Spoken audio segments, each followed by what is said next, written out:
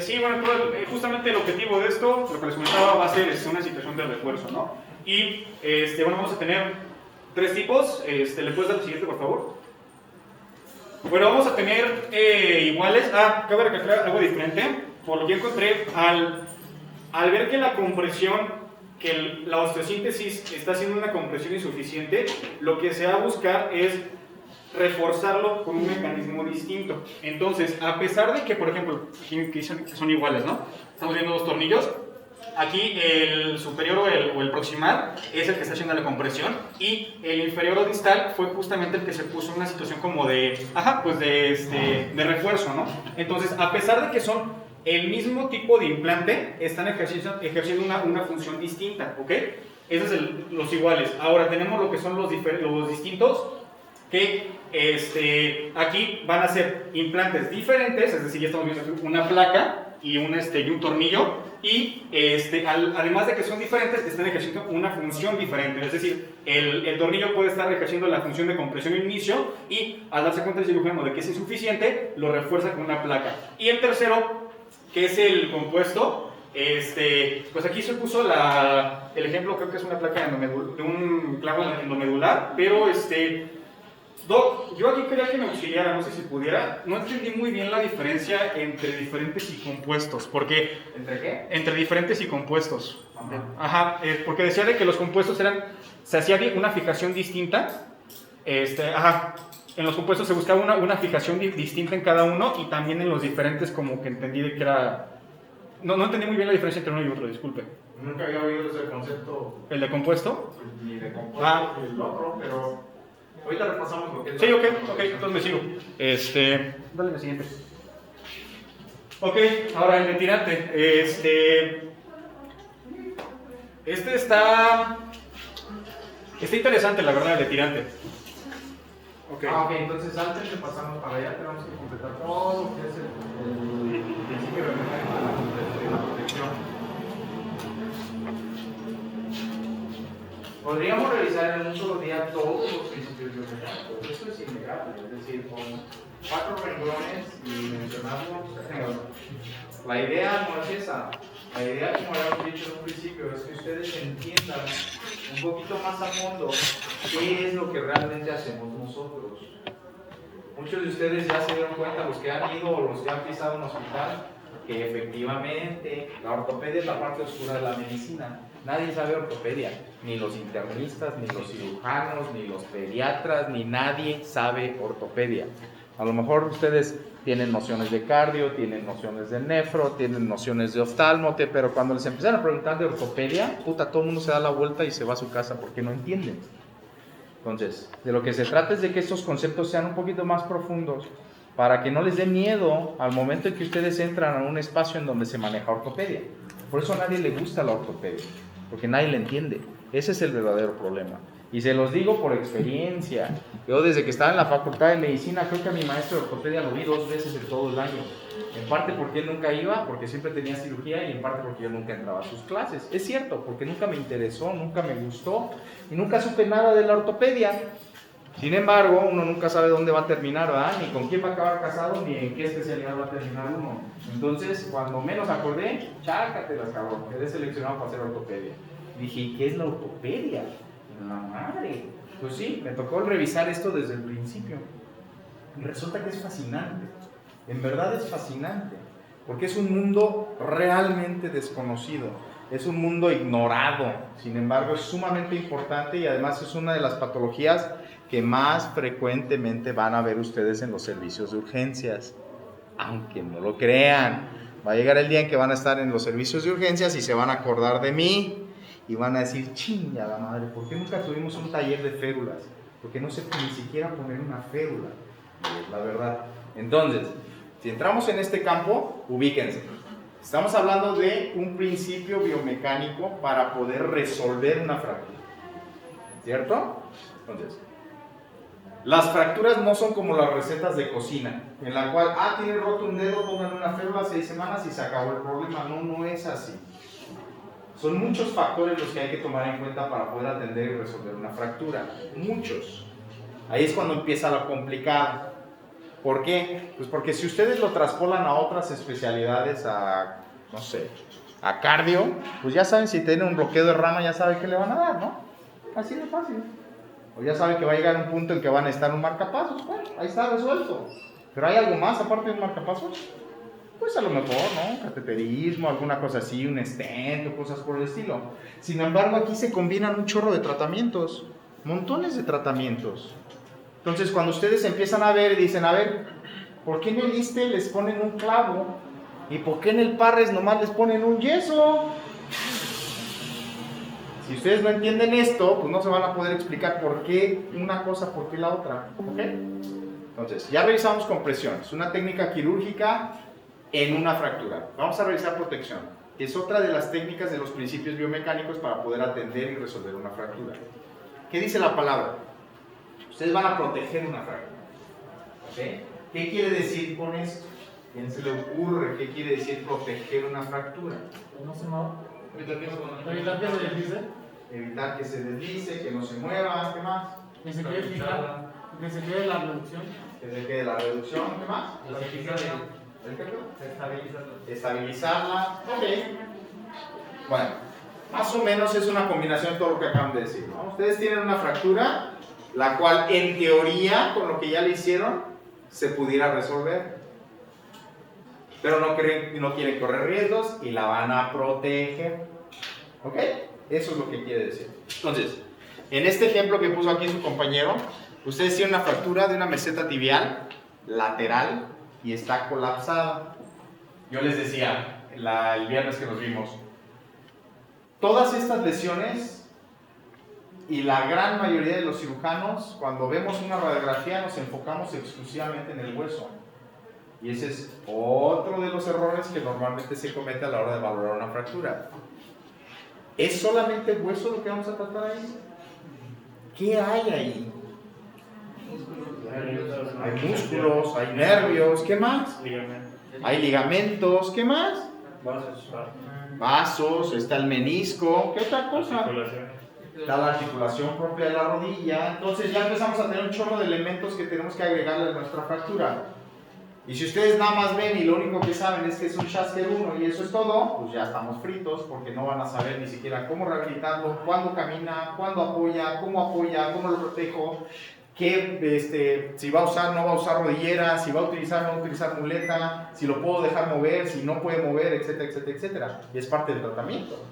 ¿Okay? Entonces, ustedes ya vieron esta fractura, ya entendieron que hay un menisco, ya entendieron que hay un ligamento posterolateral de la rodilla, ya entendieron que existe el nervio ciático poplito externo que pasa por ahí por la cabeza del peroné, ya se dieron cuenta que es una zona de carga y además el paciente está chonchito y además tiene las rodillas de tijera y las tiene en valgo, entonces tienen un chorro de componentes. ¿Este tornillo será suficiente para lo que necesita este paciente? Si yo lo dejo sin apoyar 2 meses, probablemente sí. Pero ¿qué va a pasar con un paciente gordito con las patas chuecas que tiene sobrepeso y lo dejo quieto durante 2 meses? Pues cuando llegue toda la diabetes está descompensada, la hipertensión está mal, el paciente ya está bien tieso de la rodilla, se le va a hinchar la pata y no va a poder caminar. Entonces, ¿me interesa eso? Pues no, lo que yo tengo que buscar es que este paciente salga adelante lo más rápido posible y de la mejor manera posible, ¿cierto o no? Entonces, ¿qué hago? Esto podría ser suficiente, pero no me parece que sea suficiente por el mecanismo que tiene, entonces lo que voy a hacer es que voy a proteger esta fractura. ¿Y cómo la protejo? Voy a utilizar un implante un poquito más grande, un poquito más fuerte para poderle dar mayor estabilidad y darle esa protección a esa fractura. ¿Me garantiza que el paciente tenga una buena evolución? No necesariamente, porque suponiendo se nos olvidó que por aquí pasa el ciático poplito externo y yo a la hora de disecar esta placa le di en la madre al ciático poplito externo, ¿qué le va a pasar al paciente? Pues no le va a ir del todo bien, ¿verdad? Porque al rato va a tener una marcha en este pack y al rato va a estar caminando aquí. ¿Por qué? Porque el cirujano ya le jodió el nervio, no se acordó que ahí estaba y por tratar de proteger una fractura le lesioné otra cosa. Entonces, esos son los factores que hay que tomar en cuenta. ¿Lo puedo proteger? Sí, claro, pero necesito entender que entre más implantes y más fierros yo le esté poniendo a mi paciente, más posibilidades tengo de terminarlo lesionando y de terminar con una cicatriz mucho más gruesa y mucho más grande en el paciente. Entonces tengo que buscar el justo medio, en el cual estoy tranquilo y seguro con mi osteosíntesis, puedo en un momento dado poner a mover a mi paciente y puedo obtener el mejor resultado dependiendo de cuáles fueron sus características, tanto de fractura como del propio paciente. ¿De acuerdo? Entonces, eso es la protección. Y eso es lo que buscamos en una protección. Ustedes pueden hacerlo prácticamente en cualquier tipo de fractura. Ahora, si ustedes utilizan un implante lo suficientemente fuerte que por sí solo resuelve esa fractura, pues ya no necesitan protegerlo. Otro ejemplo. Tenemos un chamaco que se cayó de la escalera, o se cayó del brincolín, o se cayó del clásico del columpio, y se fracturó la muñeca. Y el escuincle tiene 6 años. ¿Okay? ¿Qué le hacemos? Un escuincle de 6 años, ya sabemos el tamaño del hueso, ya sabemos que es un niño que no se va a estar quieto, y sabemos que es un niño que todavía no se comporta como un hueso adulto, pero tampoco es un hueso pediátrico 100%. Entonces, estos niños los operamos normalmente, ya sea cerrado o abierto, y les colocamos un par de clavos. Los clavos que le colocamos a la fractura, ¿serán suficientes? Probablemente si el escuincle se queda quieto, sí, pero ¿se va a quedar quieto? Muy probablemente no, ¿verdad? Entonces, ¿para qué voy a correr el riesgo? Ponerle 2 clavos, lo metí a operar, salí como un héroe para que regrese la mamá a las 3 semanas con el niño que tiene la mano toda chueca porque anduvo de chivo loco y volvió a mover esa fractura. Entonces lo protejo. ¿Y cómo lo puedo proteger? Con una férula. En realidad no usamos férulas, utilizamos aparatos de yeso. Entonces le ponemos un aparato de yeso o una fibra de vidrio. Ya lo tenemos protegido con una osteosíntesis y estamos favoreciendo que este niño se recupere mejor y que el resultado de nuestra cirugía sea mejor. ¿Me explico?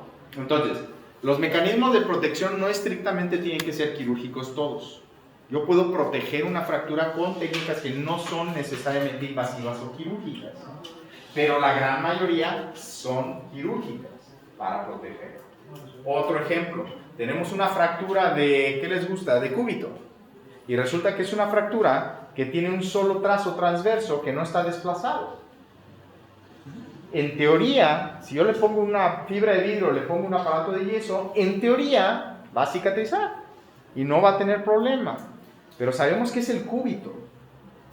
Y el cúbito es el único hueso fijo del antebrazo y carga todo el peso del antebrazo. Entonces, ¿me voy a arriesgar poniéndole un puro aparato de yeso? No. Lo más probable es que le meta una placa y si creo necesario le pongo un aparato de yeso encima para que no se me vaya a mover. Normalmente no es necesario porque el implante, que es la placa, ya es suficientemente fuerte para poder sostener esa fractura. ¿Vale? Ese es el mecanismo de protección, o ese es el principio de protección dentro de una fractura. ¿Alguien tiene alguna duda? ¿Seguros? Bueno, entonces ahora sí vamos a seguir con el otro principio para que vayamos completándolo. ¿Qué sigue? Tirante, Doc. ¿Ok? Ese está bien bonito, el tirante. Sí, está interesante. Miren, ¿alguien trajo plumón de casualidad?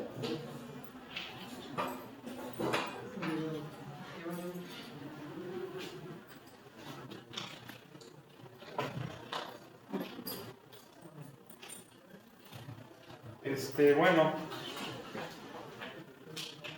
continúo con el tirante entonces. Pues ya les había mencionado de los 5 principios, ¿no? Entonces, el primero pues es el de compresión y no es la excepción. Este principio utiliza la flexión del hueso a su favor. ¿A qué voy con esto? Y también está muy implicada la compresión. Ahorita vamos a ver por qué. Imagínense de que tiene una diáfisis de un fémur, ¿no? Entonces la diáfisis del fémur tiene una fractura transversal simple.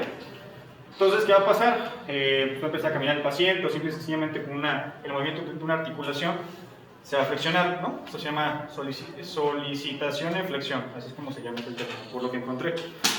Entonces, esta solicitación en flexión pues va a ser dañina. Entonces, una vez que tenemos esto, lo que va a hacer el cirujano es que le va a poner un implante, un tirante, que es como se le dice, el principio de tirante. Entonces pues va a estar aquí reforzando, ¿no? Entonces cuando se quiera solicitar en flexión la diáfisis del hueso, quiera hacer esto, pues va a tener aquí algo que la pare, ¿no? Entonces, y aquí viene lo interesante y lo bonito del principio, de que esa fuerza, es que por eso quisieron tomar.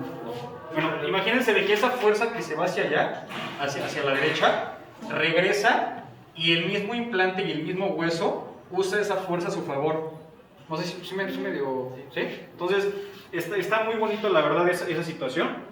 Por eso justamente dice, convierte las solicitaciones de flexión, que son estas, sobre el hueso, en esfuerzos de compresión en dirección axial. Es decir, esto lo convierte a esto, entonces al final de cuentas termina siendo una compresión en la dirección axial y esto al final de cuentas favorece la consolidación ósea. Hay otra situación que también les digo, es que es lógico porque nos dice de que entre más se flexione, mayor va a ser la fuerza de compresión y por lo tanto va a ser benéfico para el propio hueso, es decir, va a ser directamente proporcional. A mayor solicitación de flexión, va a haber mayor fuerza de compresión. Y bueno, tenemos dos tipos de compresiones de esta dirección axial. Vamos a tener una que es estática y una que es dinámica. La estática es la que ejerce el cirujano con el mismo implante. Creo que, bueno, por lo que entendí es lo que nos explicó el doctor la clase pasada, que llega un punto en el que por experiencia el cirujano se da cuenta que qué tanto tiene que ajustar el implante. Entonces, por lo que entendí, la estática es esa compresión que va a ejercer el mismo cirujano tenemos dos corticales, una cortical contigua o adyacente aquí al implante y una cortical opuesta. Entonces, la que va a ser la estática va a actuar sobre la cortical adyacente o contigua al implante, porque va a ser el momento en el que el cirujano está justamente ejerciendo aplicando el implante, va a estar ejerciendo ahí una cierta compresión, una fuerza, y esa es precisamente la compresión estática que se está ejerciendo aquí. Y la que es la dinámica es la que justamente se ejerce del otro lado y que se ejerce en la cortical opuesta al implante. Y algo muy importante, y bueno, sí, creo que es bastante, bueno, más o menos, voy a tratar de explicarlo. En cuanto a las indicaciones, y para hacerlo un poquito más dinámico, ¿saben cuál es el único hueso del cuerpo en el cual no se puede aplicar este principio? O en otras palabras, el único hueso recto del cuerpo.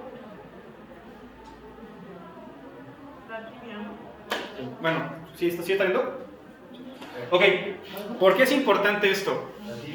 Sí, perdón por la pregunta, es que lo quería hacer un poco más dinámico. Justamente el principio nos dice que para que el tirante pueda funcionar, se necesita que la estructura del hueso sea una columna curva, ¿no? O sea, una columna recta sería esto y una columna, más fácil, perdón. Lo que nos comentaba acá, un hueso curvo y un hueso recto, primero para entenderlo, disculpen. Hueso recto vamos a tener dos ejes, vamos a tener un eje mecánico y un eje anatómico. Entonces, justamente el hueso recto y el único hueso recto del organismo es la tibia.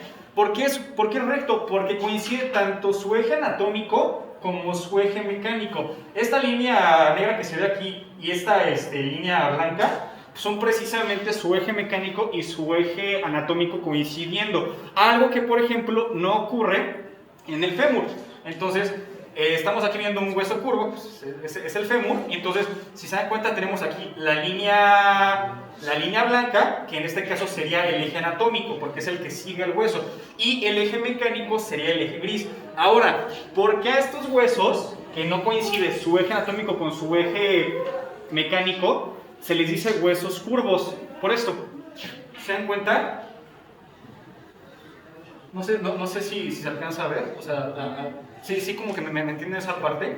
Es como si estuviera así, entonces hay como que un cierto amortiguo ahí, o bueno, está así pues, ¿no? Algo que no pasa con la tibia, que está completamente estática y recta. Entonces, esa es la principal diferencia, y ahorita les voy a explicar por qué no se puede emplear el principio de tirante en la tibia, y en los otros sí. Ok. Doc, yo así lo entendí por lógica. En una de esas está mal, pero voy a tratar de... Como el hueso está así, como el hueso está así, si nosotros tratamos de poner un implante acá y está, digamos, como o sea, está el hueso curvo, ¿no? Está el fémur, por así decirlo, ¿no? Entonces, está el hueso curvo y entonces, como este se está solicitando en flexión, ponemos aquí un implante. Pero le ponemos el implante porque sabemos de como está curvo, no se va, o sea, seguro se va a ir para allá y no se va a ir para acá. ¿Está bien eso, Doc? ¿No? Sí, ahorita. Ajá, fue lo que yo entendí. Entonces, justamente por eso no se puede aplicar en la tibia, porque como la tibia está completamente recta, si la tibia tiene justamente un trazo una fractura transversa, se puede ir para cualquiera de los dos lados porque es un hueso recto y no tiene, digamos, que esa inclinación o esa predisposición a caerse hacia algún lado. Entonces, lo que pasa es de que la tibia, aunque tenga está la tibia, y aunque tenga una fractura transversa, si nosotros llegamos a poner aquí un implante, el tirante, nada nos asegura de que a pesar de que eso está aquí, no se vaya a ir para allá, y entonces en ese caso no funcionaría el principio de tirante. ¿Sí, más o menos? ¿Sí? Va. Entonces, por eso funciona justamente en los huesos curvos, porque si yo llego aquí, el fémur tiene aquí un trazo, una fractura transversa simple, llego y pongo un implante aquí, es seguro de que cuando esté aquí la carga ponderal por su curvatura, se vaya a ir para allá y no se va a ir para allá. ¿Sí? Ay, Dios, qué bueno. es que como no lo decía tal cual, sí dije, lo traté de cerrar, pues, ok. No, todavía falta. Y... sí, creo que de ahí es todo. Sí, hueso curvo, bueno, pues ya lo que les comenté. Esos son los implantes que se pueden aplicar en cada uno. El cerclaje de alambre, el alambre más clavillos, las placas y el fijador externo. El de sostén. El de sostén es un implante que funciona como sustituto temporal de soporte óseo. Antes de sostén, ¿alguien alguna duda de tirante? Porque falta un montón de tirante. A ver, no sé, yo tengo una pregunta, doctor. Este principio de tirante lo podemos provocar nosotros mismos con los clavos, con tornillos, más bien dicho, perdón. De hecho, el principio es todo Lo lo que decía, porque si tenemos esta fractura, como mencionó el compañero, si ponemos tornillos hacia la parte de arriba, hacia así, vamos a provocar que ahora la fuerza vaya hacia allá, pero si lo provocamos así, vamos a redirigir la fuerza hacia ese mismo lado, ¿no, doctor? Eso es lo que yo quería preguntarle. Sí, no sucede con los tornillos, sucede con la placa. El tornillo tú lo puedes dirigir distal, puedes dirigir cefálico o proximal y no va a cambiar la tracción ni la fuerza que le ejerzas a la placa. La situación del tirante, hay que distinguir la situación del tirante clásica, que es esta, como con las fuerzas que ustedes pueden ejercer sobre las corticales del hueso con un implante rígido como es una placa. Aunque tiene cierto efecto de tirante, este no es un efecto de tirante puro. El único efecto de tirante puro es este de acá. ¿Por qué? Ya fueron por él. ¿Han visto un tirante alguna vez? ¿Han usado un tirante? ¿Liguero, pues? No, bueno, sí, chiquitos. ¿No trae plumón? Ahora trae plumón. Okay. Entonces ahorita vamos a ejemplificar. ¿Por qué este no es un principio de tirante puro y este sí? ¿Okay? Entonces, el efecto de tirante es como en los puentes. ¿Okay? Ustedes tienen una estructura muy grande, muy pesada y muy larga que no es capaz de sostenerse por sí sola. Y tampoco es factible estarle poniendo soportes por debajo para que se sostenga. Entonces, ¿qué es lo que hacen los ingenieros? Pues ponen un mástil en una de las porciones del puente y de ahí van a desprender una serie de cables que van a sostener ese puente. Esos son los tirantes y así se llaman también. Entonces, ¿qué está realmente cargando el peso? Pues en parte el tirante, pero lo está transmitiendo a ese mástil que ustedes tienen en medio, que es el que va a cargar realmente el peso. Entonces, si ustedes observan esos puentes, pues son normalmente mástiles muy anchos abajo y terminan en una punta, ¿no? Y así es como distribuyen la carga y distribuyen el peso. Lo mismo sucede aquí. ¿Ok? La diferencia está en que esto funciona cada vez que ustedes ponen a trabajar el hueso. Eso es lo que pasa. Entonces, si ustedes entienden que, por ejemplo, una rótula que está metida en un tendón del cuádriceps y que se continúa con un tendón patelar, cuando ustedes flexionan una rodilla o extienden una rodilla, el cuádriceps está transmitiendo la fuerza a esa rótula. Y esa rótula a su vez se comunica con el tendón patelar y va hasta el tubérculo de Gerdy en la tibia. Entonces produce la extensión de esta rodilla gracias a la fuerza que ejerce el cuádriceps arriba. ¿Ok? Entonces está funcionando como un hueso sesamoideo, ¿cierto? Ese hueso sesamoideo está recargado en la rótula, en el surco intercondilio del fémur. Pues así es como trabaja. Entonces, ¿qué pasa si ustedes tienen unos cóndilos femorales, una meseta tibial, un peroné, una rótula aquí al frente? Es un esquema de una rodilla. Y ustedes tienen aquí arriba el cuádriceps y tienen aquí el tendón patelar que va al tubérculo de Gerdy, ¿cierto o no? Ok. Ustedes contraen ese cuádriceps, ¿qué es lo que pasa? Pues esta pierna se extiende, ¿no? Se va hacia adelante, como cuando patean, cuando hacen una sentadilla, cuando se levantan de la silla. Sin embargo, traten de visualizar qué le pasa a la rótula. ¿Sí qué? ¿Se hace más cortula? ¿Se hace más corta la rótula? No, el tendón. ¿Se hace más corto el tendón? Para la extensión, sí se tiene que. ¿Sí? El músculo es el que se acorta, acá arriba.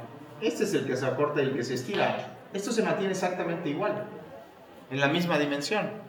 Entonces, cuando ustedes extienden esta rodilla, lo que sucede es que tienen ahora los cóndilos femorales así, y la rótula tiene exactamente la misma distancia de aquí a aquí. Exactamente la misma, ese no se mueve. Lo que se contrajo fue esto de acá arriba. Entonces, cuando van al gimnasio y hacen un montón de prensas, pues no les crece adelante la rodilla, ¿ah? Les crece acá arriba. Que eso es lo que está trabajando. Ahora, ¿qué es lo que pasa? ¿Cómo es que la fuerza de este cuádriceps, por dónde pasa en la rótula para poder llegar acá? Eso es lo que necesito que comprendan para que puedan entender el principio de tirante. Porque esta es una superficie. Si ustedes hacen un corte a esto, lo que van a ver es una rótula y un par de cóndilos. Eso es lo que van a ver. Entonces, ¿cómo trabaja mecánicamente? Como una polea, ¿no? Como una polea. Pasa por así. Sí, pero ¿cómo trabaja mecánicamente este hueso? Los tendones pasan por la cara anterior de la patela. Los tendones pasan por la cara anterior de la patela. ¿Están de acuerdo? Bueno, y pues sirve como de sostén para contraer los músculos y extender la musculatura. ¿Están de acuerdo?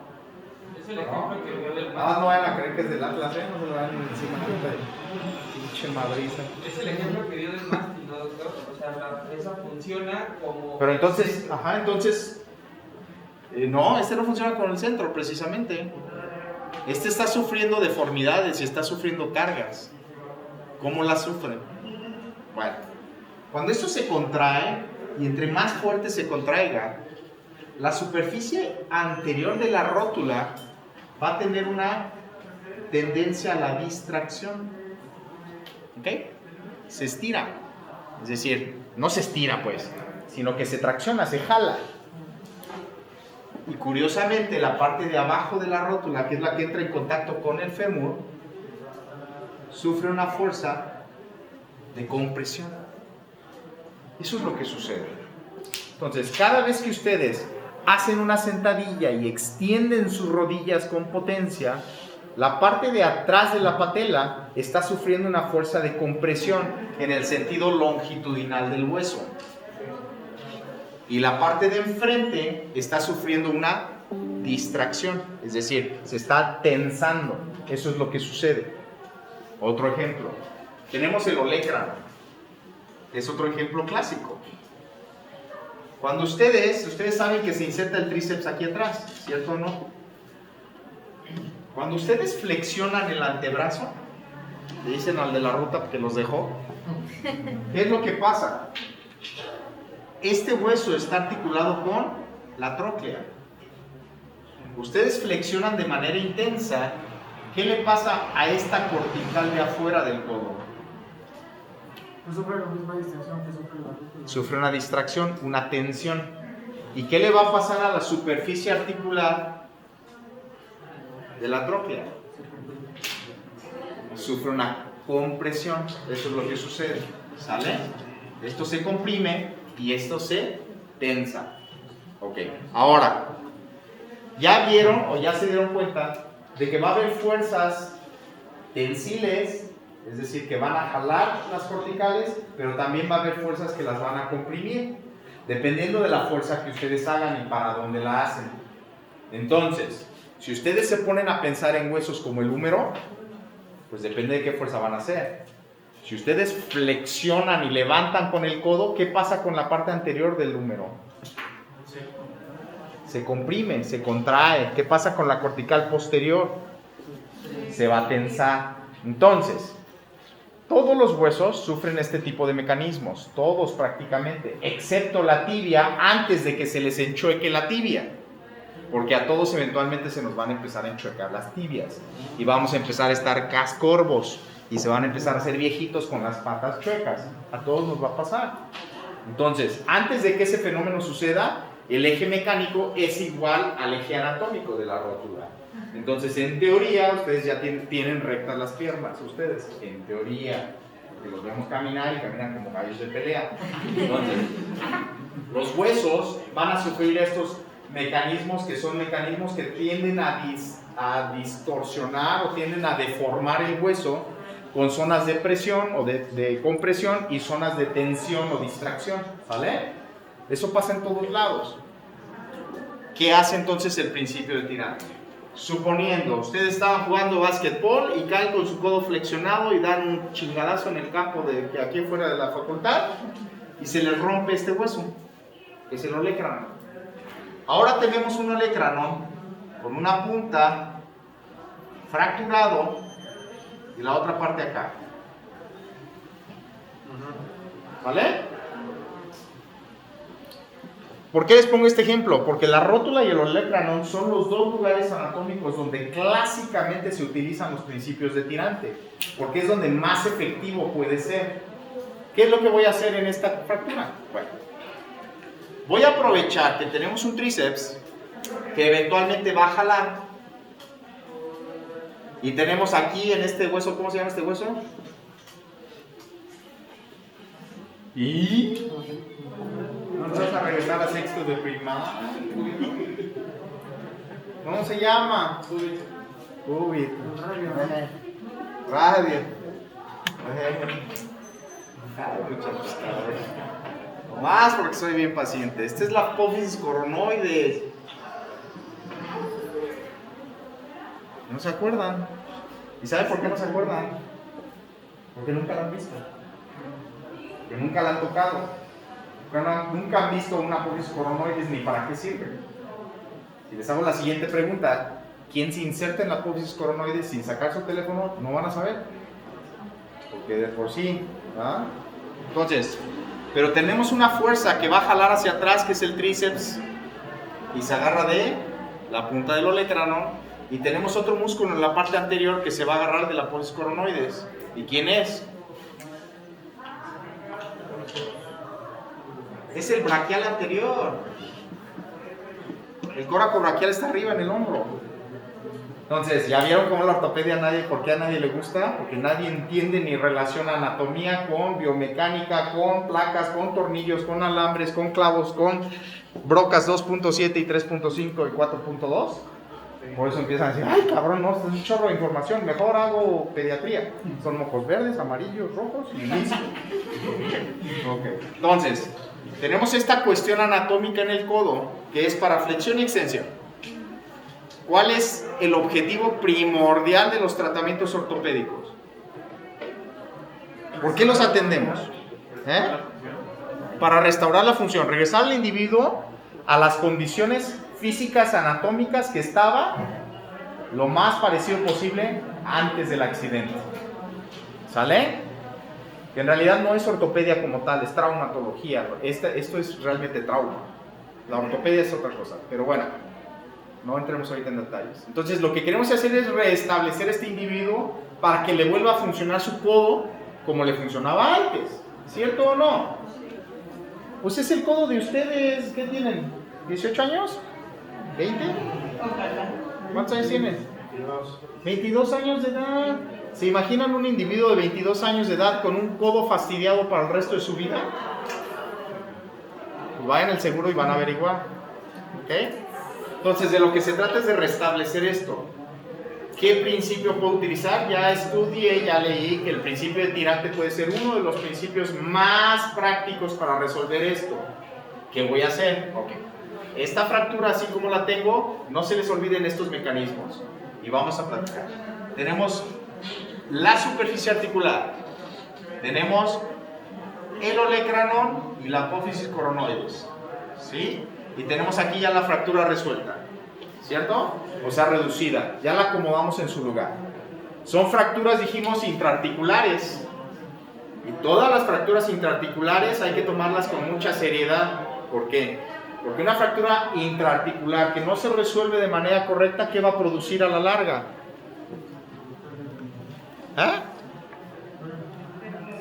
Una artrosis postraumática. Eso es lo que va a producir. Y las artrosis postraumáticas son procesos articulares degenerativos.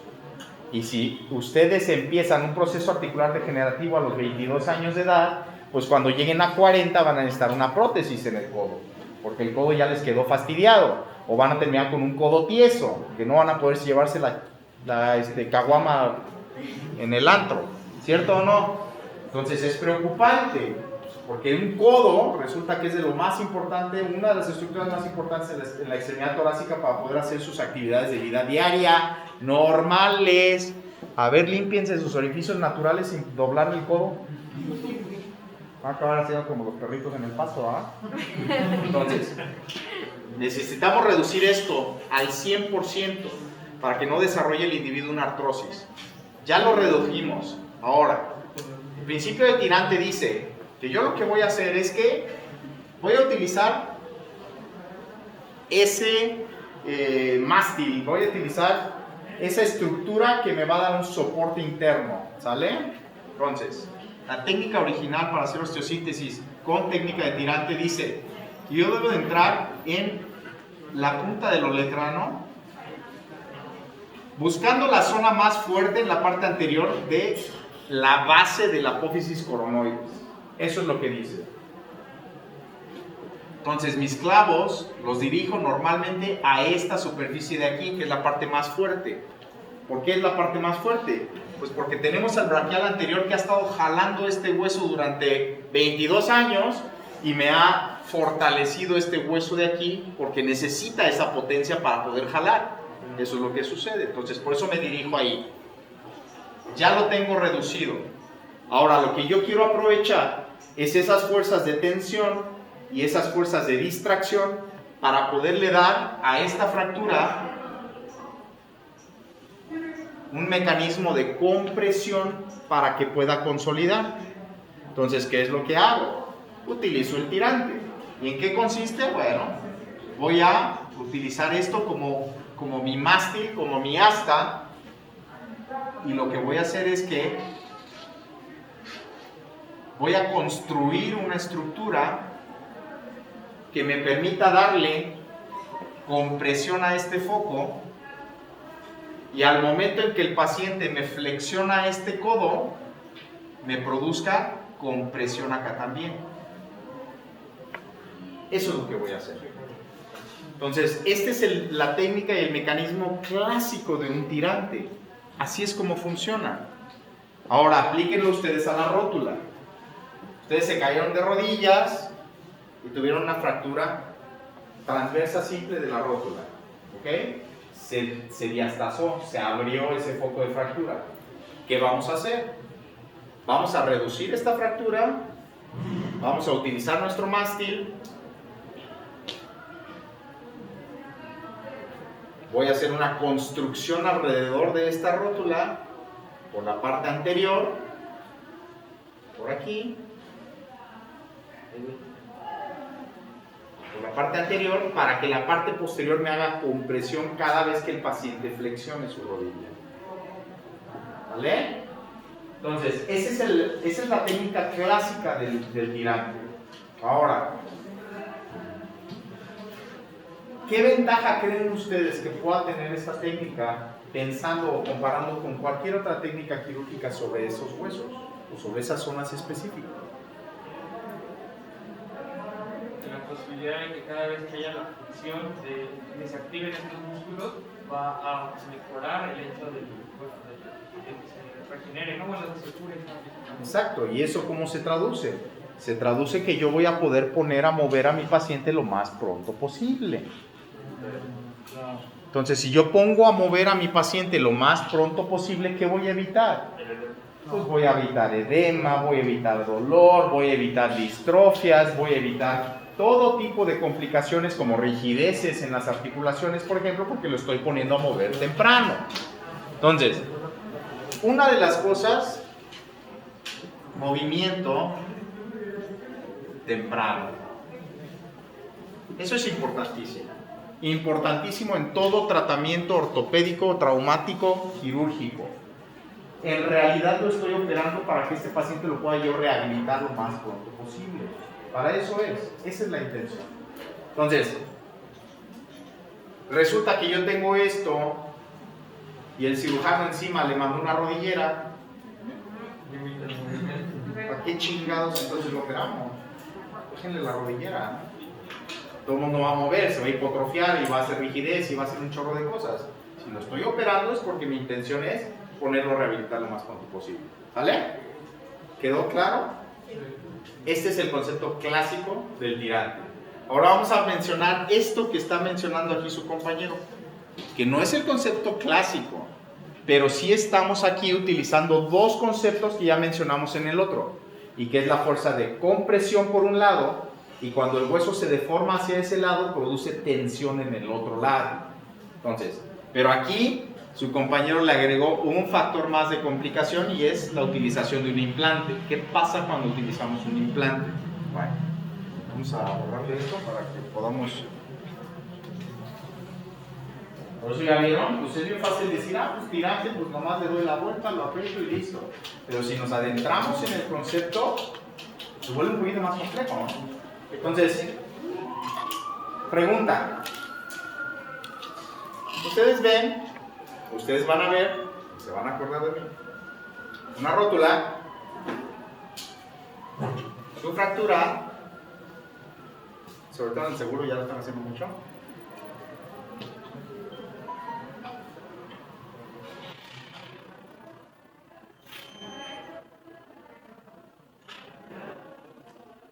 Y van a ver eso. Una rótula con un par de tornillos metidos en el foco fractural. Entonces, a ver, ustedes que ya entendieron el concepto de tirante, díganme cómo es que esto puede ser superior a un mecanismo construido como esto para poder favorecer una cicatrización de esta rótula. Es claro que no. ¿Limitaría el movimiento con esos tornillos? No, los tornillos van en el espesor del hueso. O sea, esta es la vista frontal y ustedes la ven lateral y van a ver esto. Y en este caso, doctor, ¿existe alguna contraindicación para no hacer el tirante y que hagan este tipo de procedimientos? ¿Es algún paciente que lo recomienda? Pero es más sencillo. Bueno, para ellos es más sencillo. Es más sencillo, pero es Le va a operar al paciente porque tienes que inmovilizarlo. No puede hacer el mismo movimiento. Entonces, ¿para qué se está haciendo? Te sale más barato un pedazo de alambre que 2 tornillos. ¿Por qué creen que se hace entonces? Para el dinero. Porque tiene que ver mucho el interés que hay. Es decir, es muy fácil que caigamos en esa falsa creencia de que entre más moderno sea lo que estamos utilizando, pues más chingón es. Eso no es necesariamente cierto, si está bien establecido. Es decir, si tienen algo que realmente está comprobado que funciona y tienen la oportunidad de aplicarlo a ese hueso en ese momento. ¿No? Entonces, hay que ser muy cauto con esto, muy cauto. Existen ya hoy en día, por ejemplo, placas para ponerle encima la rótula. Entonces hagan de cuenta como una araña. Ya está la fractura y hagan de cuenta que tiene una forma así como de araña y tiene hoyitos alrededor. Pues agarran y le están metiendo 9 tornillos alrededor para agarrar los fragmentos. Pues sí, pero esta madre vale 20,000 pesos. Y esto no se gasta ni 2,000 pesos en material. ¿Por qué? Pues porque este lo fabrica Medartis, y porque es suiza, y porque es titanio, y porque si ustedes ponen 2 de esas, pues les pagan el siguiente congreso que va a ser en Monterrey. Que se chingue el paciente, yo todo el mundo quiero ir a Monterrey, ¿cierto? Entonces hay que tener mucho cuidado con eso. Hay que entender bien los principios y cómo los vamos a aplicar. ¿Sale? Entonces, aunque ustedes no lo crean, y la próxima vez que ustedes vean algo así, nada más se quedan calladitos y analícenlo. Mira. Ay, mira.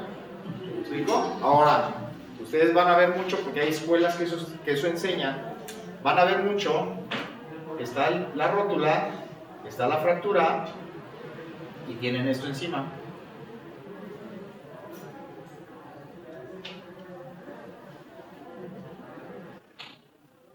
Alambre por todos lados. Un cerclaje de alambre y un 8 de alambre. ¿Qué le falta? Le falta el mástil para que estos alambres puedan realmente trabajar mecánicamente. Si no lo tienen, no van a trabajar. Entonces, yo lo he visto mucho en cirujanos ortopedistas que están llegando a Cuernavaca, que tienen poquitos años de haber egresado y están llegando haciendo esto en rótulas. No les digo nombres, pero en el Seguro Social y en el ISSSTE, así. ¿Por qué? Porque esto les han enseñado los últimos 3 años en las residencias.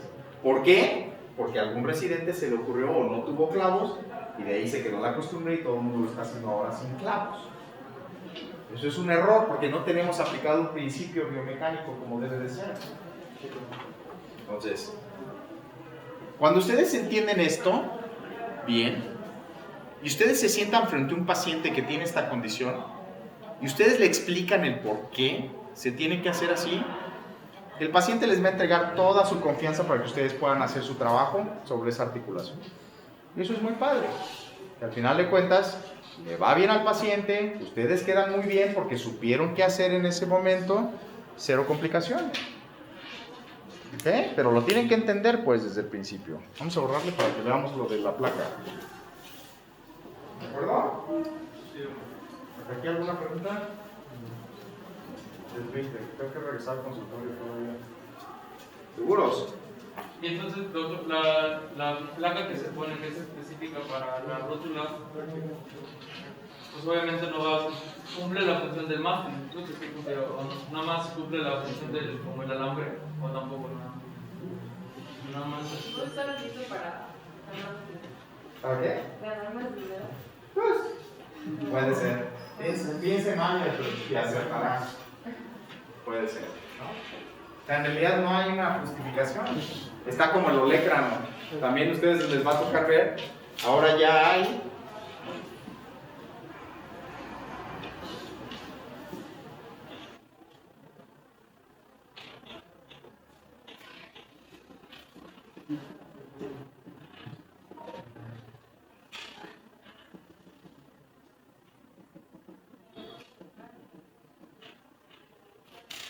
Ya hay placa para olecrano.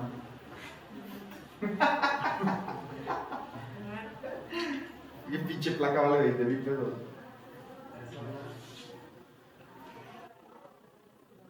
¿Qué ventaja puede haber? Para poner esto, ustedes tienen que abrir el codo desde aquí hasta acá para poder despellejar todo y poner una placa. Para empezar, imagínense el dolor, imagínense toda la repercusión que ustedes tienen biológicamente sobre la cicatrización de ese hueso porque le están quitando el periósteo para poderla poner. Ahora imagínense un pedazo de fierro aquí subdérmico. Ya condenaron al paciente de que lo tienen que volver a operar para quitarle la placa en 6 meses. Doble procedimiento, doble cobro. ¿Me explico? Eso tiene realmente mucho sentido. Ok, tenemos una fractura hecha pinole, ¿no? Que le dieron un balazo y no tiene hueso y está deshecha. A lo mejor, ¿no? A lo mejor podemos utilizar un implante de estos más moderno, con un poquito más de oportunidad de poder fijar huesos que están sueltos por todos lados, porque mi principio de tirante no lo puedo aplicar bien, porque no tengo suficiente hueso. ¿Me explico? Pero son casos contados, ¿no? O son casos muy específicos que tengo que analizar muy bien de qué es lo que mejor le puede convenir al paciente. Entonces tengan cuidado, porque esta es una buena trampa. ¿Qué pasa acá? Ok. Ustedes tienen estas fuerzas, aquí ya está señalado, ¿no? Tienen una fuerza de compresión, pensando en un hueso que no sea la tibia y que no sea una tibia en un adulto joven, que son rectas y tiene su eje de carga, que es en una sola línea, igual al eje anatómico. Entonces, suponiendo que sea un fémur, ¿okay? Ya su compañero les explicó, el fémur tiene un eje anatómico y tiene un eje de carga que es muy diferente, que es el famoso ángulo Q le llamamos. El ángulo Q que tiene que ver con la alineación de cadera, centro de rótula, con el segundo dedo del pie, que esa es la manera en que cargan nuestras piernas. ¿Ángulo qué, perdón? Q. Entonces, ángulo Q. Entonces, ¿qué pasa con estos huesos? Ustedes saben que cuando ponemos a cargar a este paciente en un hueso que está curvo, de un lado va a tener un ángulo, va a tener una fuerza de compresión y en este otro va a tener una fuerza de distracción, ¿sale? O de tensión. Entonces, ¿qué está pasando? Si yo tengo un implante como el que ustedes vieron, en el cual yo tengo una serie de orificios ovalados, que yo tengo la posibilidad de meter un tornillo y de deslizar o movilizar esta placa. Si yo pongo mis tornillos excéntricos en la parte más laterales de los orificios y empiezo a apretarlos, la cabeza cuando empieza a reclamar su espacio adentro de cada orificio, empieza a deslizar el hueso hacia adentro y empiezo a hacer una compresión. Así de bonito y así de sencillo. En placas DSP anchas como la que ustedes estaban viendo, que se llaman DSP precisamente porque son placas de compresión dinámica, esas son las siglas en inglés, DCP, lo que yo estoy haciendo es movilizando 1 milímetro por cada orificio que yo coloco excéntrico. Entonces, si yo coloco este excéntrico y luego coloco este excéntrico, ya tengo 2 milímetros de deslizamiento. Si yo le coloco este excéntrico, ya tengo 3. Y si yo coloco este, ya tengo 4 milímetros de compresión. Es decir, es la distancia que yo logré deslizar el hueso debajo de la placa. ¿Qué pasa si es una placa de 9 orificios? Va a llegar un punto en el cual yo ya no puedo deslizar esa placa más, por más excéntricos que estoy colocando los tornillos. ¿Por qué? Pues porque ya chocaron las corticales. Ya empezaron a hacer presión, presión, presión, presión, presión, presión, presión. ¿Y qué es lo que le va a pasar al hueso? Yo empiezo a comprimir aquí, comprimir, comprimir, comprimir, comprimir. Pues interesantemente, esta fractura que estaba aquí, ahora se va a empezar a abrir de aquí. Eso es lo que pasa. Entonces no es raro que de repente yo vea una fractura de tibia completamente recta y le pusieron su placa. Aquí está la fractura. Con sus 6 corticales arriba, 6 corticales abajo. Pero resulta que aquí lo apretaron, lo apretaron, lo apretaron para darle compresión. Y cuando toman la radiografía, resulta que esta fractura está abierta a la parte central. Y es por eso, es por la tensión que yo le estoy ejerciendo de este lado y me empieza a abrir la fractura del otro. Alguno de ustedes que llegue a hacer o que haya hecho o que haya tenido contacto con una carpintería, pues sabe que si esto se puede llevar a cabo en diferentes materiales y sucede de esa manera. Ustedes atornillan y empiezan a recorrer un material con ese tornillo, pues va a empezar a tener un movimiento y un efecto del otro lado. Entonces no nos ha pasado que cuando estamos armando un cajón, resulta que apretamos mucho la tapa por delante y por detrás ahora están así abiertas las dos puntas. Eso es lo que sucede. ¿Por qué? Porque las fuerzas se están concentrando de un lado en cuanto a compresión y están produciendo por otro lado una distracción. ¿Cómo lo vamos a resolver? ¿O cómo lo resolvemos? Por eso les digo que no es un principio de tirante puro. Bueno, este fenómeno lo resolvemos de una manera muy interesante. Y lo que hacemos es que esta placa le llamamos pretensado. La pretensamos. Eso es lo que hacemos. Entonces, mi placa, que en teoría debería estar recta, yo la doblo un poquito, la pretenso, eso es lo que hago. Tenemos los orificios y tenemos el hueso recto con su fractura aquí. Entonces, conforme, obviamente esto está exagerado, ¿eh? No, ay, cabrón, pinche abiertota que le dejó, por razón me quedan todas chuecas, no. Entonces, lo que yo empiezo a hacer es que empiezo a dosar esta placa de manera alternada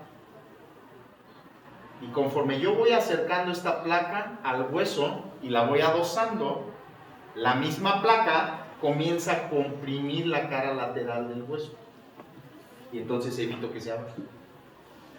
Eso se llama pretensado.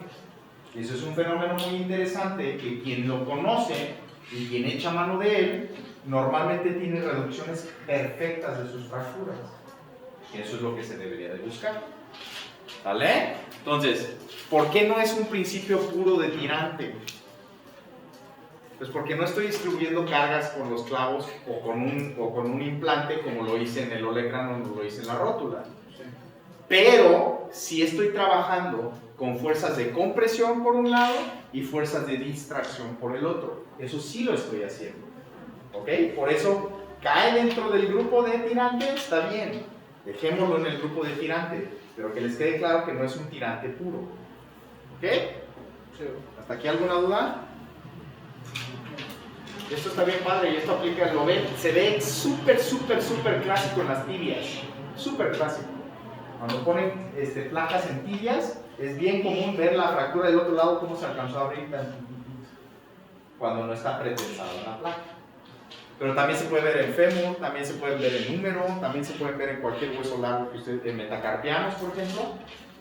Si ustedes no pretensan una placa sobre un metacarpiano y lo empiezan a atornillar, cuando toman la radiografía lateral, la parte de abajo del metacarpiano se abre. ¿Cómo se pretende? Existen aparatos para doblarlo. Sí, claro. Existen unos aparatos para doblarlos. ¿Vale? Pero esto se calcula, como les dije, no hay un aparato que digan, pues métele ahí los datos, un paciente mide unos 70 y pesa 80 kilos, pues me va a dar 4 grados de pretensado. Todo esto es conforme el cirujano lo aprende a hacer. O sea, es un poquito a forma de, es un poquito a la medida del paciente, ¿no? Pero eso es lo que quería preguntar, ¿cuánto es lo que se tenía que doblar? Entonces, cuando uno no sabe, cuando uno va aprendiendo, pues resulta que la doblo así como doblé esta, y cuando lo pongo, resulta que la placa me queda despegada del hueso porque no alcanzó a dosarse completo.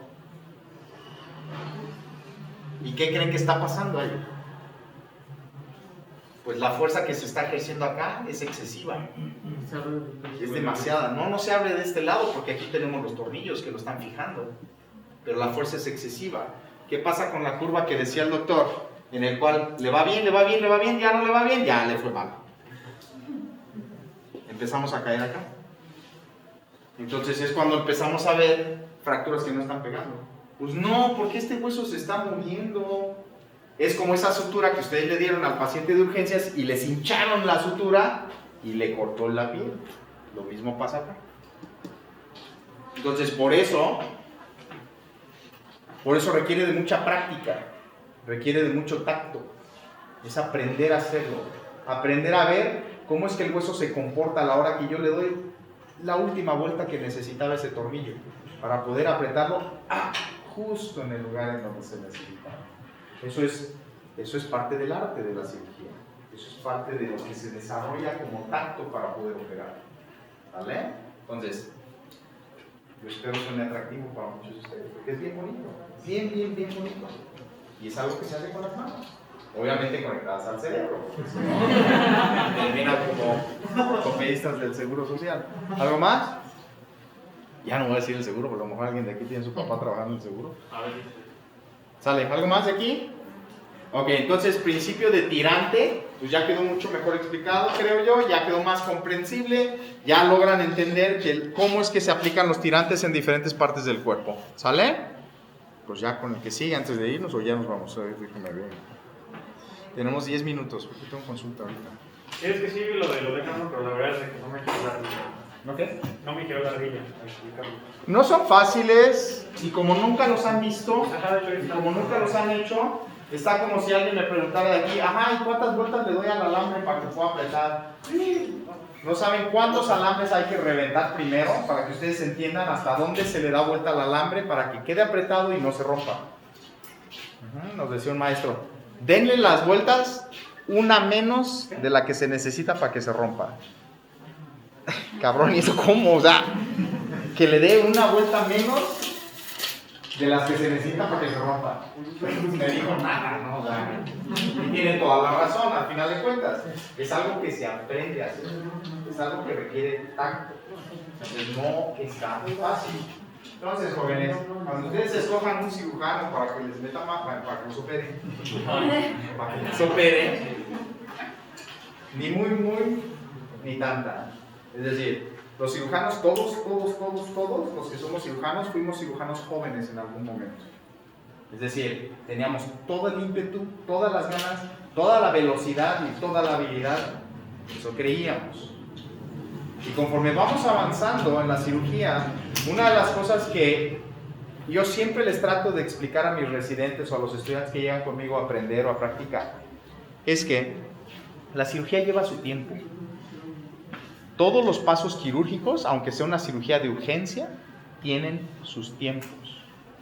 Y si ustedes, en lo único en lo que se están fijando como cirujanos, es cuánto tiempo hicieron para quitar un apéndice, no son cirujanos, ¿no? Son operadores de Estrella de Oro o de ETN, no son cirujanos. ¿Por qué? Porque el cirujano tiene bien entendido que le va a llevar tiempo hacer su procedimiento y que lo tiene que hacer paso por paso y lo tiene que hacer bien. Entonces decía un maestro mío, despacio porque llevo prisa. Efectivamente, si ustedes lo hacen con calma, lo hacen bien, los resultados van a ser muy buenos. Y esto en cirugía, operar de carrera no es bueno, no es bueno. Entonces, al cirujano que se hace viejo, desgraciadamente es el que ya no ve, ya no oye y tampoco entiende. Y ese es el que ya la mano se le traba. Ese es el que hay que empujarle el codo para que pueda seguir operando, para que se destrabe. Entonces, los que se conviertan en cirujanos de este grupo, que seguramente por ahí va a haber más de uno que se convierta, no se les olvide que nosotros tenemos, así como los futbolistas, unos cuantos años de oro nada más. Es decir, tenemos un tiempo en nuestra vida profesional en la cual estamos en la flor de la cirugía. En la cual, si ustedes ahorita me dicen, le pongo el pie, se lo pongo, le pongo la mano, se lo pongo, le pongo el dedo, se lo pongo, le hago la reconstrucción, se lo reconstruyo. Pero en 10 años, o en 15 años, o en 20 años ya no voy a poder. No voy a poder ni siquiera con la misma habilidad que la que tengo ahorita. Y eso hay que comprenderlo, porque es muy frustrante ver a los pobres viejitos que fueron cirujanos toda su vida y que ahora ni ven, ya están haciendo cochinadas en las tripas de los pacientes. No ven, simplemente no ven. ¿Me explico? Entonces, tampoco hay que dejarse los cirujanos muy viejos, porque podrán tener muchas enseñanzas y mucha experiencia que transmitir, pero ya no necesariamente la capacidad y la habilidad para poder hacer las cosas. Hay que saber retirarse a tiempo. ¿Qué onda? ¿Ibas a decir algo? Entonces, Y esto va para todos. Obviamente los clínicos es un poquito diferente porque lo peor que puede pasar es que estén recetando medicamentos de la generación pasada. Pero los que somos clínicos, los que somos quirúrgicos, sí tenemos esa gran desventaja, que nuestra vida útil como cirujanos es relativamente corta. Entonces, hay que aprovecharlo. ¿Vale? Ahora sí vamos con sostén. Sí, creo que iba a ser el penúltimo. Te aseguro que a varios les brillan los ojitos. No son de esos sostenes de los que estamos haciendo ahora. Pues bueno, ya es el penúltimo principio. Y. Perdón. Sí, bueno, pues ahí como está la definición, ¿no? Es un implante que funciona como sustituto temporal de soporte óseo. Puse temporal en negritas y mayúsculas, ahorita les explico por qué. Pero aquí hay algo muy importante que les venía comentando desde el comienzo de la presentación, que este va a ser el único principio en el cual no va a haber compresión. Recuerden que la compresión era el primer principio, aquí no aplica en el hueso no hay compresión y es el marcador de CO2. Bueno, vamos a tener de que esto es básicamente cuando no hay soporte óseo. Pues aquí como está en la imagen, es cuando ya son fracturas muy perjudiciales y literalmente hay pérdida del hueso. Entonces lo que se necesita hacer es un implante que nos ayude a soportar toda la carga ponderal del paciente. Entonces, yo como lo entendí, es que pues hagan de cuenta que tenemos aquí el hueso, ¿no? Entonces, y aquí tenemos el otro segmento óseo, entonces pues aquí tenemos la pérdida del hueso, ¿no? Pues aquí como se ve, ¿no? Esquematizado. Entonces lo que se hace es que como esto de aquí se pierde y ya no está, pues aquí se pone un implante. Y entonces, ¿qué va a hacer toda la carga ponderal? Precisamente va a ser esto, ¿no? O sea, esto lo va a dejar sin que pase el peso. Todo el peso va a hacer esto, ¿no? ¿Se dan cuenta? Digamos que justamente el implante va a funcionar como un soporte óseo, tal cual. Ahora, algo muy importante es, les puse temporal en mayúsculas y en negritas porque bien dice lo que consulté que tiene su tiempo de vida este implante. Si nosotros dejamos el implante por más tiempo su tiempo de vida, se comienza a fatigar y comienza a fallar el implante. Entonces, ¿cómo es que funciona esto? En un inicio, pues colocamos el implante, ¿no? Pues tenemos la fractura, está la pérdida del hueso y pues ya colocamos el implante, ¿no? Y entonces, en un inicio lo que va a pasar es de que, lo que les comentaba, toda la carga ponderal del paciente, toda la carga de esa porción se va a pasar al implante y entonces el hueso no va a tener ese soporte óseo. O sea, el hueso no va a estar funcionando como un soporte óseo. Este va a ser un soporte artificial, pero conforme vaya consolidándose el hueso, la carga ponderal progresiva y paulatinamente va a ir pasando del implante al hueso conforme el hueso vaya curando. Es decir, en un inicio pues no va a tener nada de soporte óseo. Es más, bien dice el artículo que consulté, si hay soporte óseo o si está recibiendo carga el hueso, no es principio de sostén. No es. Entonces, así tal cual dice, es regla. Bueno, es lo que encontré. Y entonces lo que les comento, de que en un inicio toda la carga la está recibiendo el implante y posteriormente, conforme va consolidándose y va curando el hueso, la carga progresivamente se va pasando el hueso y al final el hueso soporta el implante, pero ayuda al implante. Entonces, pero lo que les comentaba, ¿qué pasa si el hueso no consolida a tiempo? Precisamente el implante se comienza a fatigar y comienza a fallar. Ese es el gran problema del sostén. Pero está muy interesante. Yo, de hecho, pues aquí no traigo un videito en el que nos ponían esto. Pues obviamente está muy, pues esquemático, ¿no? Pero, pues obviamente esto sería el implante. Digamos de que tenemos al monje que nos está parado, le quiebran las patitas y pues ya no tiene piernas, entonces necesitamos algo que funja como las piernas, ¿no? Entonces justamente es el sostén y toda la carga, lo que les comentaba, ¿no? Se va pasando, hace esto, ¿no? Entonces eso es básicamente el principio de sostén. Y bueno, nada más recalcando, es una osteosíntesis no compresiva, no hay compresión ósea y Indicaciones, esas vienen un poco más específicas al final, pero básicamente es cuando hay, cuando no haya soporte óseo, es la regla, ¿no? No sé si quiere añadir algo, doctor. Bueno, hay mucho, pues, yo sé que es mucho traumatología. Sí, hay mucho más que comentar. Sí, claro. Sí, Esto se hace en todos los huesos que tienen una carga. ¿Cómo? Se puede poner, por ejemplo, este tipo de placas de sostén en todos los huesos o solo los huesos que tengan una carga, como por ejemplo. Prácticamente todos los principios los puedes aplicar en cualquier hueso. Prácticamente todos. Sin importar, por ejemplo, que unos tengan más carga que otros. Sí, claro.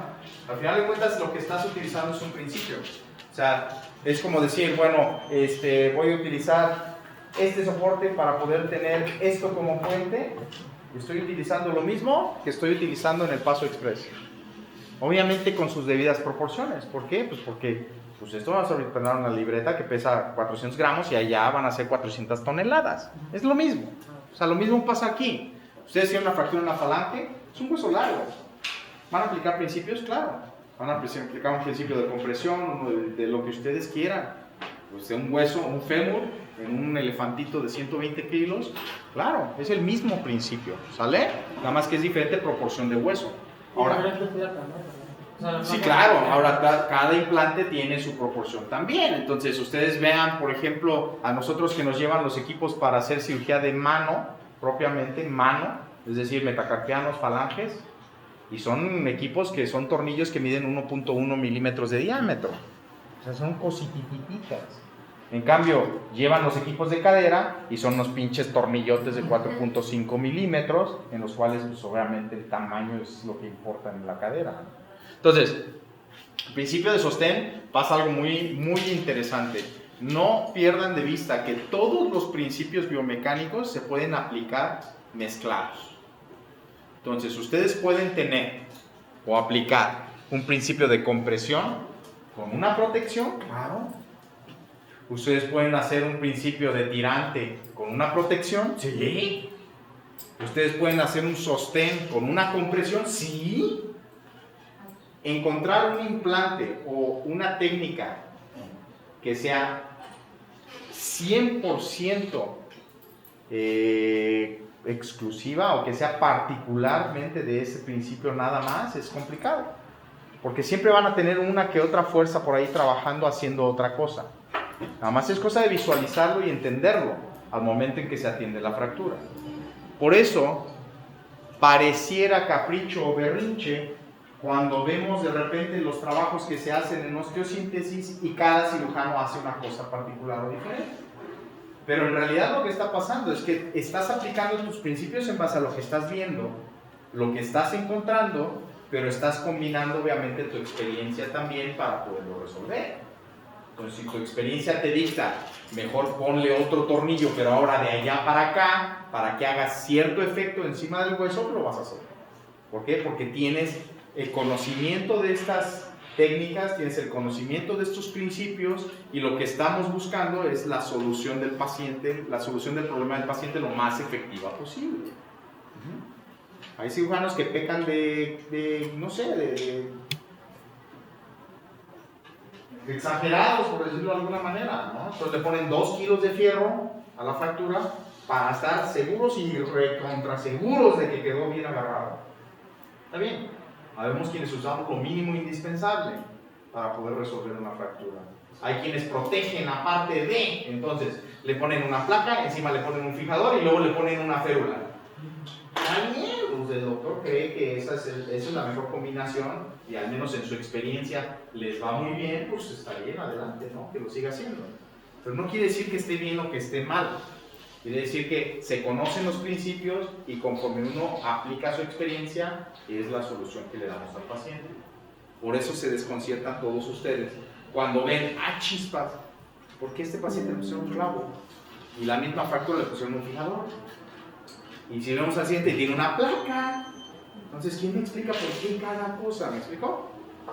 Por eso se desconciertan tanto y por eso no entienden realmente. Y por eso es tan fácil reírnos de los médicos internistas, porque le decimos, no, necesito una placa. Está bien, la placa y no tienen la más remota idea de por qué necesitan una placa, ¿no? Entonces, sostén es bien interesante también, es bien bonito, porque el sostén, como su nombre lo indica, es algo que me va a detener una fractura, ¿sale? Es muy utilizado en diferentes segmentos, sobre todo en los segmentos metafisiarios, los que están cerca de una articulación. Es muy utilizado en esos lugares. Una de las fracturas más frecuentes que en mi área se utiliza este principio es en la muñeca. Entonces, ustedes tienen una fractura. Así pues.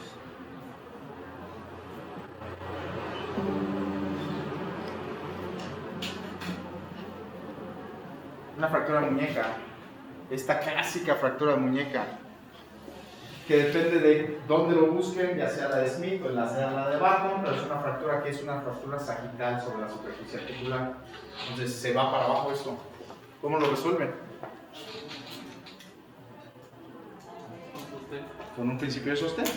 Entonces lo que yo hago es que lo levanto, lo pongo aquí, en su lugar, y le pongo una placa que me lo va a sostener. ¿Es un sostén puro? ¿Por qué no? Porque sí. No, porque tiene apoyo óseo, ¿no? Porque estos tornillos de acá distales me están ejerciendo una compresión aquí. Entonces ya no es un sostén puro, ¿va? Pero en general sí es un sostén. ¿Ok? Entonces muchos de estos lo utilizamos con placas que ya están conformadas de acuerdo a la anatomía del paciente. Entonces tenemos fracturas que ya están diseñadas para la parte interna de la tibia, fracturas que están para la parte externa, fracturas que están para el plafón tibial, fracturas para la muñeca, fracturas para el húmero, etcétera, etcétera, etcétera. Ya están contorneadas, ya están diseñadas. Entonces lo único que yo necesito hacer es pensar cuáles son las fuerzas que se van a ejercer sobre este fragmento de fractura que yo voy a arreglar para que no me falle. ¿Por qué? Porque a lo mejor yo utilizo un principio de sostén, pero resulta que no tomé en cuenta el tamaño de este fragmento. Y tenemos esto.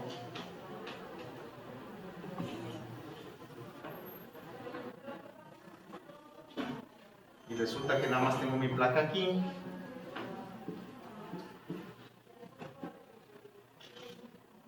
Y así quedó después de la cirugía. Y al mes que lo vuelvo a ver,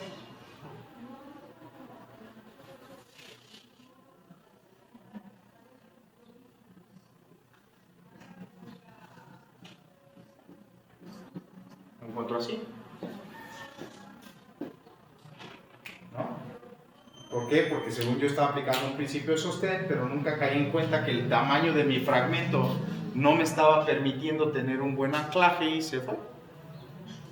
Y resulta que me regresa así. Y además con el cálculo usado, ¿no? Acá adelante.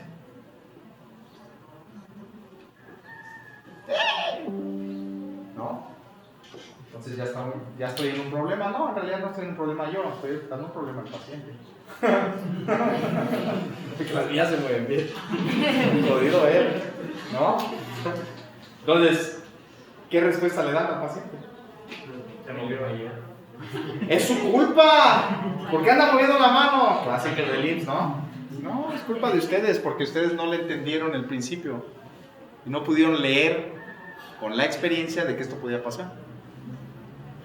¿Vale? Entonces, sí, requiere entrenamiento, definitivo. Esto requiere práctica, entrenamiento, entrenamiento, entrenamiento. Ver casos, ver resultados. Resultados.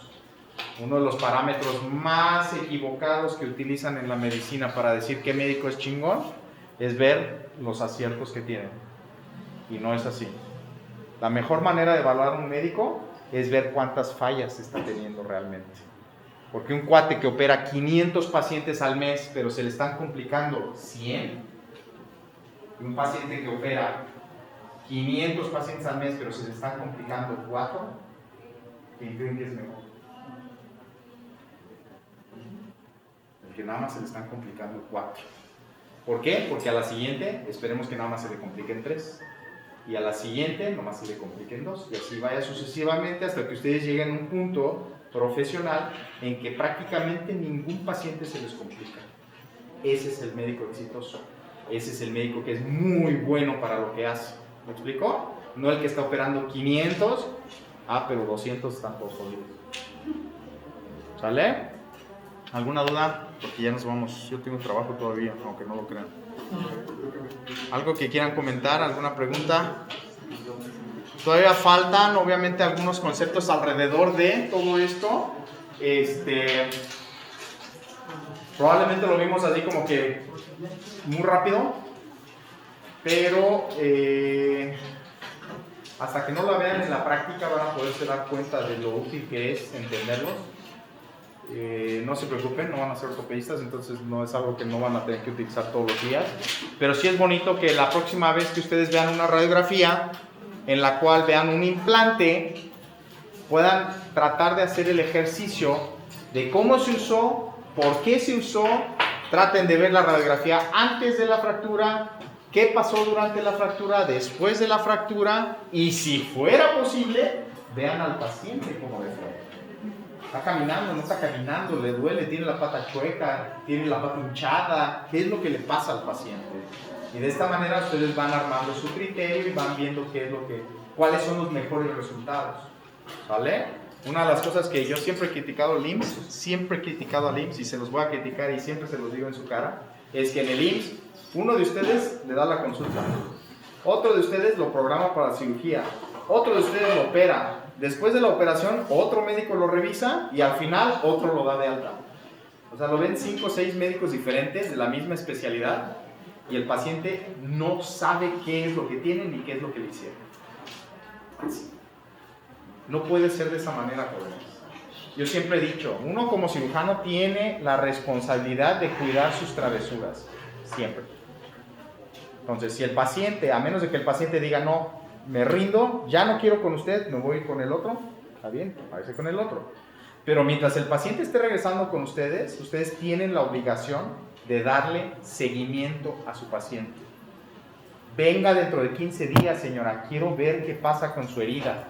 Aunque estén en el IMSS, yo le suturé la cabeza a su niño, venga dentro de 8 días, quiero ver cómo le va.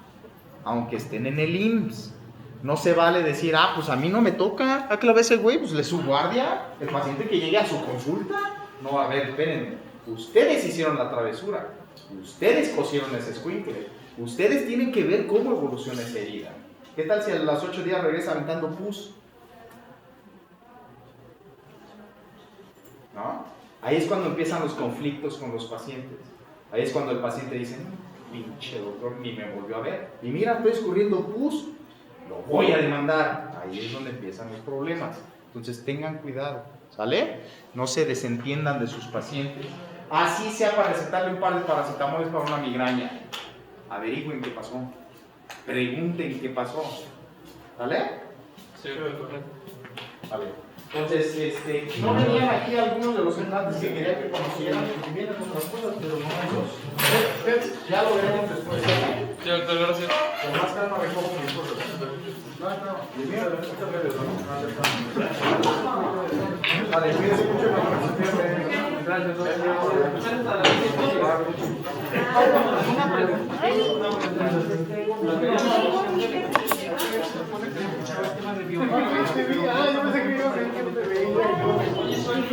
Bueno, no, esos son principios, los Chicos, La biomecánica es todo, cómo funciona tu rodilla, cómo funciona tu codo, cómo funciona tu hombro, cómo es que los músculos trabajan sobre tu hueso, etc. Eso es biomecánica. Ay. Bueno, estoy grabando. Chequen el capanchi. Chequen el capanchi, los 3 tomos vienen desde columna, viene extremidad pélvica, extremidad torácica, todo. Mi sugerencia, rodillas, todas las sillas gordas, rodillas, todas. Revisen con los marcos, porque Es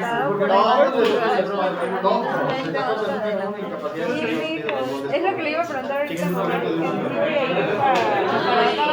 prácticas que haces, mira,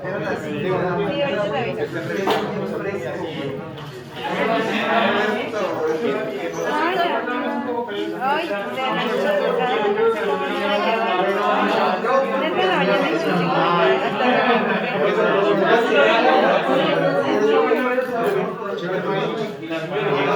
Obviamente van a tener que revisar. Otra vez ahora ya no.